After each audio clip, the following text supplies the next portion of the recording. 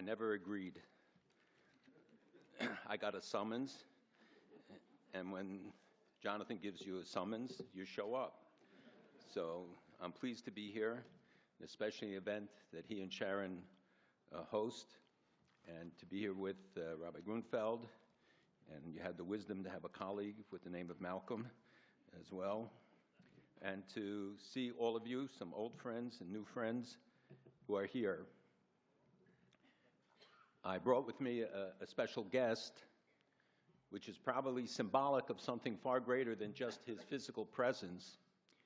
And this is Mazen al-Sawaf from Saudi Arabia, who has joined us this evening.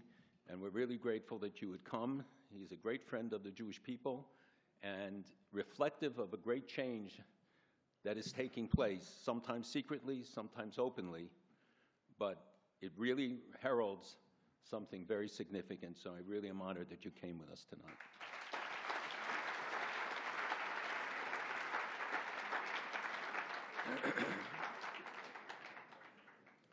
As you know, I came from New York today, and I go back tomorrow morning. And where you come from in Jewish life is very important. They tell the story of a man who was laying across 3 seats in the orchestra section of the theater, and a lady came to sit down, and she said, "Excuse me, would you get up? I want to sit down." And he said, "Oi." He said, "Look, you're laying across my seat. I want to sit down." He said, "Oi." Finally, the usher comes and says, "Listen, you got to get up." And he said, "Oi." And he said, "If you don't get up, I'm going to call a policeman." He said, "Oi." Finally, the policeman comes. And he says to him, "You have to get up. You can't lay across the seats like that." And he said, "Oi." He said, "Okay, I'm going to have to arrest you. What's your name?" He said, "Max." He said, "Where are you from?" He said, "The balcony." So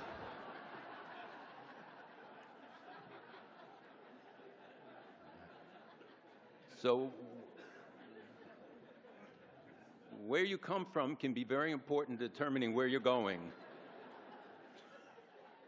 And you see how much in Jewish life, when we read the book of Genesis, we read about our forefathers and foremothers, we read about where they're told to leave their homes, their countries, but not told where they will go.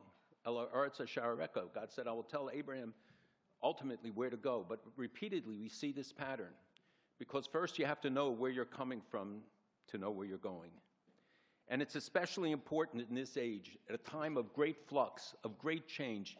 Issues are so complex and so difficult. It's hard to isolate anyone. Everything has become interrelated, the national, the local, the international. What happens here affects what happens all over the world. You make a decision about Brexit, in, out, whatever you do, it's going to affect everybody everywhere. You know, they tell the story of a man who was driving in Israel in a Lamborghini, comes up to a light, and an old man in a scooter comes up next to him. And he looks at him and he says, "That's a beautiful car." He said, "Yeah, it cost me $250,000. He said, "That's a beautiful car. How fast does it go?" He said, "Well, in a minute I can get it to 80, in a minute and a half to 100, in 2 minutes almost 200. He said, "That's a beautiful car. Can I look inside?" So the old man creeps in through the window, and he's wiggling around, and the license plate said "Doc" on the car. This doc says, "You know what? When the light changes, I'm going to show him what this car can do." The light turned green. He took off, and he sees the old man left behind in his dust, and all of a sudden, the old man passes him. He really is getting upset, so he puts the pedal down harder. Again, he sees the old man left behind, passes him. So finally, he floors it, and he looks behind, and he sees the old man coming, and he crashes into the back of the Lamborghini. The doc jumps out, and he goes over to the old man. He said, "Is there anything I can do for you?" He said, "Yes. Could you untie my suspenders from your mirror?" Those who didn't get it, we'll explain it to those who did get it. And then But that's sort of how I feel about where we are today. That a lot of the things that we thought were left in the rearview mirror, the isms, including anti-Semitism, and racism and bigotry and divisiveness and polarization that we thought would not be a feature of the 21st century, that we would have a new world order when in fact we have old world disorder. It looks more like the 19th century than the 21st century was supposed to. That we see dramatic changes constantly, a world in flux, in turmoil, so many challenges of great importance. And it's an age of indifference. It's an age of ignorance. It's an age that doesn't have patience for history. Young people say it is what it is, and it makes me crazy when I lecture on campuses and stuff, because I say that means you feel you have no effectiveness, no efficaciousness. To say it is what it is means that you've given up. It is what you make of it. But that is the attitude today, that people don't have time. They want peace now, food now, everything now. Nobody cares about history, and you cannot understand the world if you don't understand history. If you don't have a context, a perspective in which to look at the events. It's why so many world leaders miss critical events, and then we have to react in magnitudes of investment, of blood, of weapons, because we failed to perceive it and anticipate it. This period of the Jewish calendar, starting with Purim, going through Shavuot, is a very intense period. There are so many occasions.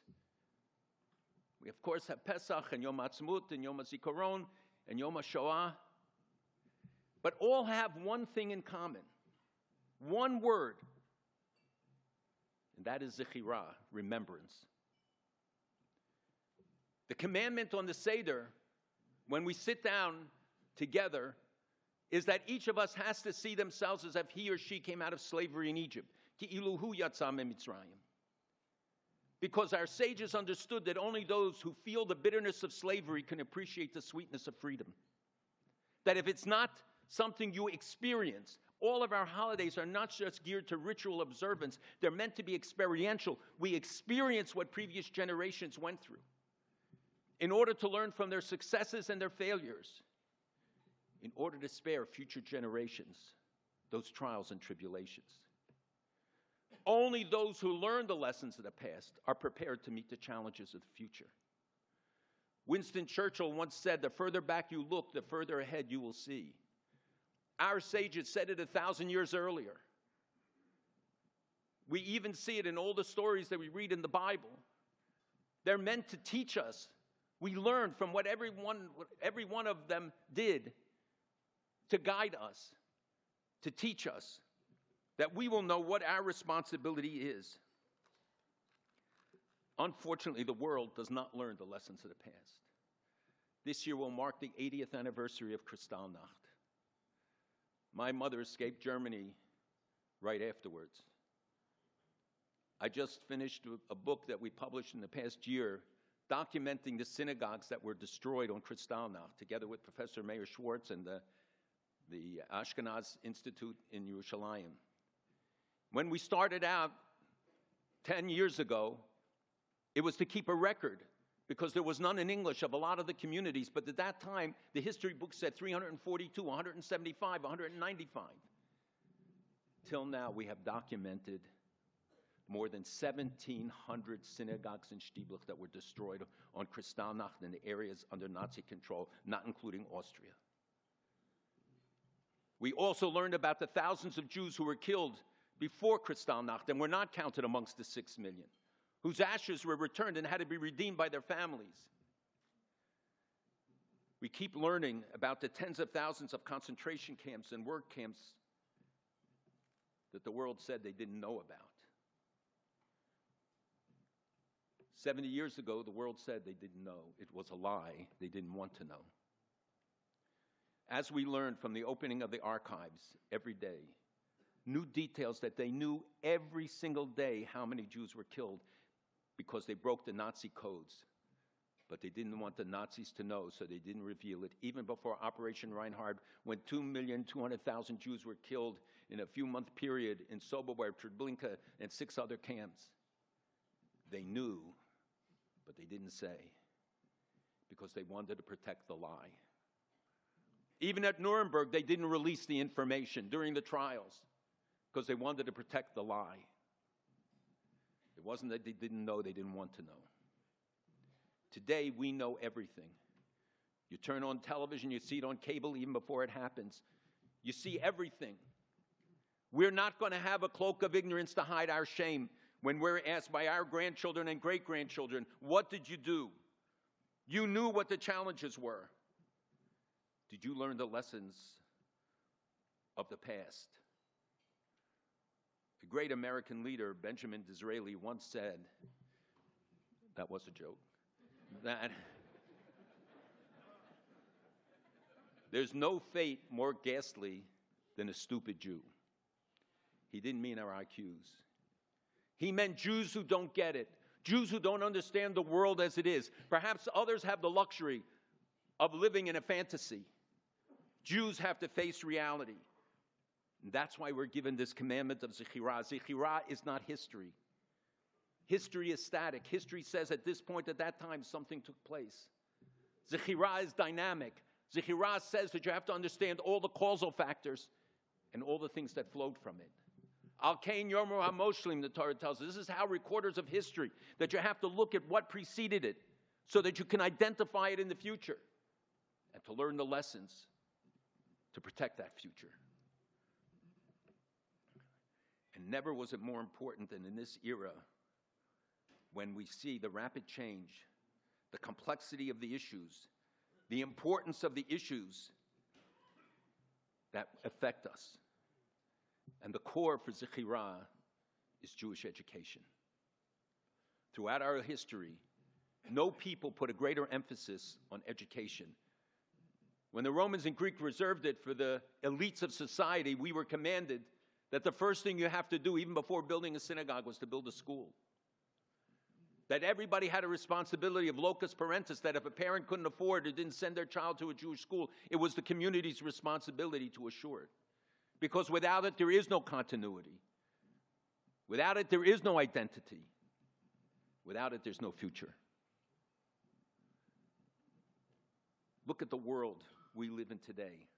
How many people really understand the radical changes and see the realities that Disraeli would have warned us about? We see four elements trying to build empires in the Middle East. An Ottoman Empire based in Turkey, a Persian Empire based in Iran, a Wahhabi Empire out of Saudi Arabia, the Muslim Brotherhood Empire across all of North Africa and many other places, and ISIS and others, all seeking to put their own grand designs on the Middle East. We are seeing again the period of the Sykes-Picot Agreement, when Britain and France, with Russia, which dropped out early on, redrew the lines of the Middle East in a way that led to the conflicts that we are seeing today, because they created states that were not real states. Syria is not a real country. Libya is not a real country. It's 147 tribes. Syrians see themselves as Alawites, Christians, Druze, Shiites, Sunnis, but not as Syrians. Egypt is a real country. That's why Egypt's army could serve as a unifying force in what they called the, quote, Arab Spring, which was never a spring but a deep freeze. Now we are seeing a new Sykes-Picot, but it's not Britain and France that are dividing the Middle East. It's Iran and Turkey together with the Russians. The changes are vast, and they will affect this generation and the next generation and the generation after that.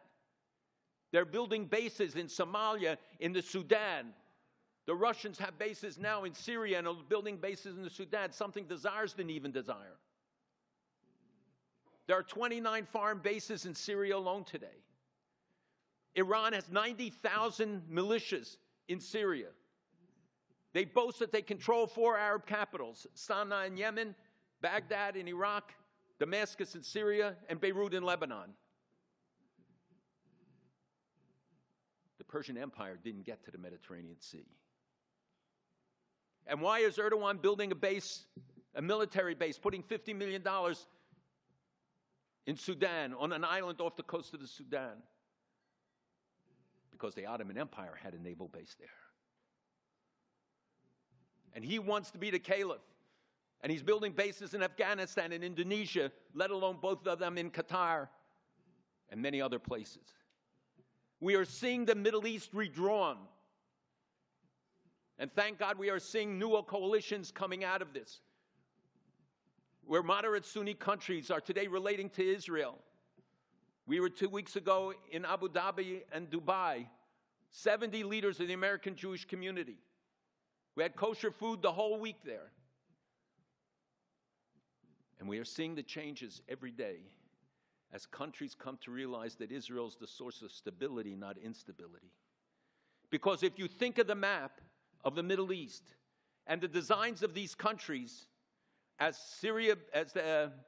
Iran builds the crescent through these countries to Lebanon, to the Mediterranean, and on the other side to the Red Sea, and the Ottoman Empire's expansions, you realize that there's one little thing blocking them, whose name hardly fits on the map,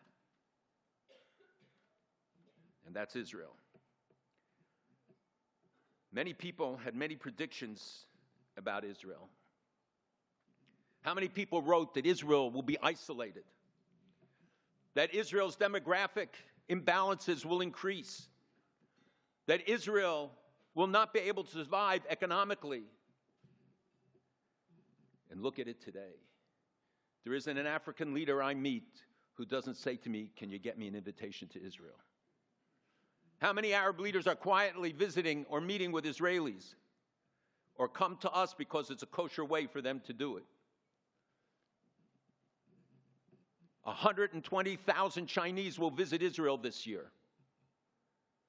India is adding 30,000 seats on flights and will be flying a shorter route, hopefully, over Saudi Arabia to Israel. All over the world, from South America to Asia to Africa, Israel is in demand. Israel became water independent and is helping others to move in that direction. Israel became energy independent with the discoveries of the gas in the Mediterranean, killing a lot of jokes that people used to say about Moses stuttering and wanting to go to Canada and only got to Canaan in the process. If you think of the immense achievements, including the fact that the birth rate of Jews is now higher than the birth rate of Arabs, they're going down, the Jewish birth rate is going up. And you see it not just in Haredi families, not just religious families, an average of 3.1 now for Israeli families. It's a statement of confidence in the future. Israel has plenty of problems, and you all know them, and I don't have to tell it to you. But understand the tremendous opportunities that are represented here. We have real challenges with the rise of anti-Semitism, what's happening now in Poland and in your own country and in every other country in Europe. And I'm not going to go into the demographic arguments because it gets people upset, but you got to face the reality. That doesn't mean you panic and it doesn't mean you run. It means you be aware. And we in the United States have the same problem. Thank God we don't have a Corbyn, but we have a Democratic left where support for Israel is waning all the time. And we are working, redoubling our efforts because we can't afford to lose any segment of the American people. We see more divisiveness now in the United States, more polarization, especially after the election. But it's a process that began before that. But I hope that we will be able to deal with it. I hope Europe will be able to deal with their problems. You know, there was a study done at the Epigenetics Center in Harvard. They spent over $1 million on it to determine, they said, that Jews have a higher level of guilt than others. I could have saved them $1 million. But they're wrong. It's not guilt, it's responsibility. It's that Jews feel a sense of responsibility. Once the Prime Minister of Japan, in a meeting we had, I met with him in Tokyo, and he turned to me and he looked at me and he said, "Why are Jews so influential?" So I said, because Jews care, and people who care get involved, and people who are involved have a say. People who don't get involved have no say. Jews feel a sense of responsibility not only for their own, but for others as well. That's why we reach in an organization like SEED that can do so much, reaching out to families who otherwise wouldn't have the benefits of having their tradition, their history, their heritage, so that we all can. And coming at a time when we see UNESCO, the United Nations Economic and Social Council, passing resolution after resolution, something that I warned about for years, to deaf ears, both of Israeli leaders and American leaders and others, who all wrote this off and said, who cares what ISESCO does and UNESCO does? Who cares? And I told him it will have real consequences for our grandchildren and their grandchildren. Who today dismisses the resolution passed that not only hyphenated the names of all the holy places so that the Kotel became Al-Burak's wall, named for Muhammad's horse, who ascended after him, even though Muhammad never visited Israel in his lifetime. That Keva Rachel for 3,000 years called Kutab Rachel in every document of the Arab League, of the United Nations, of the League of Nations, everybody called it Kutab Rachel. Rachel's tomb is now a mosque, named for Muhammad's driver. That Marachta Machpelah, the cave of the patriarchs, every holy place now, first hyphenated and now in the last resolution, only those names. They wrote off 3,800 years of Jewish history and 2,000 years of Christian history. Does anybody benefit from it? Does denying others' faith and others' religious beliefs elevate anyone? But it's because they understand better than most of us that if you take away our past, you take away our future. That if you cut off our roots and say you had no place here in the past, what right do we have to be there in the future? It is a manifestation of anti-Semitism, systemic anti-Semitism that we see in the United Nations in every agency. But given this expression through UNESCO, so that when your grandchildren want to go and visit those places, they'll be barred because they said, no, this is not for Jews or Christians. And I will tell you, ultimately, they'll bar Muslims as well, because it never stops at that. So what is the answer to it? God looks at this and he said, you want to know? Look at every shovel that goes in the ground in Jerusalem to build the light railroad, at the city of David, at Minarot Kotel, at the tunnels next to the Kotel, in postage stamp areas not bigger than this hall. Every single day, new discoveries, every single one of them vindicating the Bible. Every description, every site, from the coins that were found with the biblical names, one just found recently that said the governor of the city of Jerusalem, it's twice mentioned in the Bible, to ones with the names of the kings themselves on it. This is something you can't refute when you find a rock where somebody drew the menorah as he left the Kotel, visiting the temple, and he was so inspired that he carved it in a rock, and when it came time to go home, he said, hey, I'm not schlepping this, and he threw it down. He threw it down into the gutter, into the drain, right next to a golden ball that fell off the bottom of the gown of one of the priests going over the arch into the temple. And it sat there for 2,000 years, even though all these sites were robbed repeatedly. So that we should find it, that our generation, if we have any doubts, if we don't know, he's saying, I'll give you the most concrete proof. He shows us now the place where Sha'arim, where David slew Goliath.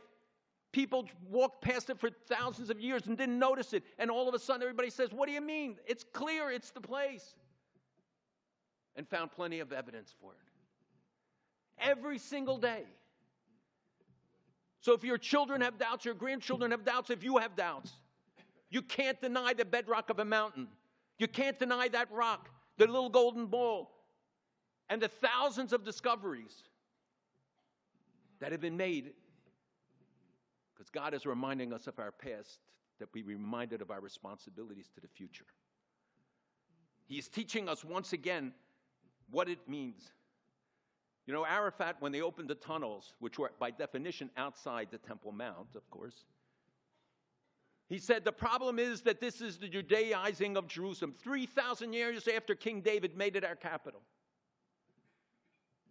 It wasn't a real estate grab.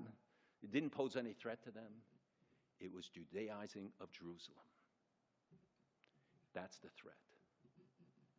That's the danger they perceive.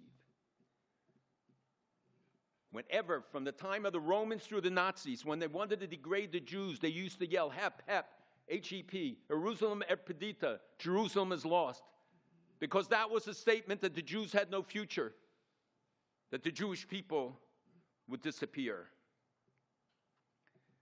Well, we proved all of them wrong. All of the naysayers. We see the new alliances and new friends that we are making all over. The new opportunities.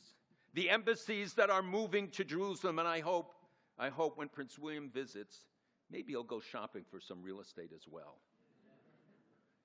But that, too, is a remarkable statement that after 70 years, and I have to confide in you that I met Prince Charles at the funeral of President Perez, and I was talking to him before because nobody else was, and he had on a beautiful blue yarmulke with the royal crest on it, and I told him that I had just visited the grave of his grandmother on Har HaZeitim, on the Mount of Olives.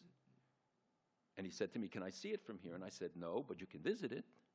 It's not far. It's a few minutes away, and it's a really beautiful." He said, "Is it safe?" And I said, "Now it is, and it's a beautiful, bucolic place, and you really ought to go see it." And he turned to his aide, and he said, "I want to go." And he said, "Whoa. And he just looked at him and said, "I want to go arrange it." And he went, and he visited it. And you know her story, and she was a righteous Gentile, having saved a Jewish family during World War II in her apartment in Athens. So we see all these incredible signs, all the predictions, the negative predictions coming to naught, that all the opportunities, and most of all, the difference from 80 years ago is not that the world has changed. It's hopefully that we have changed, that we have learned the lessons, that we are different, that we recognize that this is a generation of miracles, not a generation of tsaras. You know, Rabbi Pam, Olav Shalom, the great Rosh Yeshivas, used to say, when people say, "It's schwer zu sein a Yid," that it's difficult to be a Jew, he would criticize them sharply. And he would say, "It's not. It's a privilege. It's an honor." It's not to say there aren't difficulties. But if that's the message we communicate, then don't be surprised when we lose our kids. It's time to talk about the celebration, the victory, the joy of being a Jew, of what we have given to the world and what we have yet to give to the world, of the incredible achievements, but that the miracles that this generation has seen. We've seen the ingathering of the exiles, the Jews of Russia and Ethiopia and Yemen, Iraq and Iran, of Syria, coming home. How many of you realize that you've lived through this biblical prophecy coming to life? How many of us appreciate the miracles every day? Do we get up and say, "Is Israel still there? Look what it's surrounded by." Let alone that it would become the high-tech capital and be a model to countries around the world. Each of us has to be a Nachshon. Each of us has to be prepared to make that leap of faith like he did when he put his foot into the sea and then God split it. But he said, "First, you got to show me that you're ready." Each of us has that responsibility. Not everybody can do everything, but everybody can do something. Stand up and speak up for Israel. Don't let the BBC and all of the others, don't let the Corbyns of the world dominate the story. We will dominate it. And you will find friends in the Christian community and the Muslim community who will stand up for the truth. But you have to lead. Make our children proud to be Jews. Share our heritage, the great heritage that we have. You know, there's two words for inheritance in the Bible, Morasha and Yerusha. A Yerusha is something your rich uncle leaves you. You do with it what you want. A Morasha is given to us in trust. And the two things that are a Morasha are Torah and Israel, that are given to us to enhance for future generations. We dare not risk them. We dare not put them in jeopardy. It's our job to protect them and make sure they will be there for future generations. Seed does that. Teaching the relevance and the beauty of Judaism, strengthening the family units, bringing individuals together. It's never more important. The key to continuity rests with it. There's only one precondition that God set for every great miracle that happened to the Jewish people, and that was the unity of the Jewish people. Achdus. When Jews were united, everything became possible. When Jews were divided, every challenge was too great. We read it last week in the story of Queen Esther. Why did Haman think that he would have a different outcome than his ancestor Amalek? He saw the destruction that he suffered because of his attack on the Jews, because he describes them as Am Mufuzar Mufurad. He said, look to the king. This is a nation divided. They're spread out. They're not united. And that makes them vulnerable. And the antidote was when Esther said, Lech Kenosis Kol Yehudim, go and gather all of the Jews. She didn't say the Jews from North Shushan or South Shushan. She said all of them. Because when they stood together and prayed together, they were able to overcome the evil decree and the evil man of Haman. Now is the time when all of us have to come together. Whatever differences exist within our community, we can deal with them in respect. But the sum of the Jewish people is far greater. The whole is far greater than the sum of the parts. United, we can accomplish anything. You know, the Torah describes the Jews are likened to a tree, to a willow tree, because you can cut off all the branches. They can suffer persecution and be diminished over the years. But as long as the roots remain strong, as long as there is even one strong root remaining, it can grow back and flourish. We are growing back and flourishing. And now's the time for you, all of you, to think about what it is you will do, how you will conduct your Seder, to teach them about the beauty and of our heritage and the gloriousness of our future. And if we are united, and if we have learned the lessons of the past and understand the challenges of the future, then your grandchildren and their grandchildren will look back and they will thank you and they will praise you for making it a better world for them.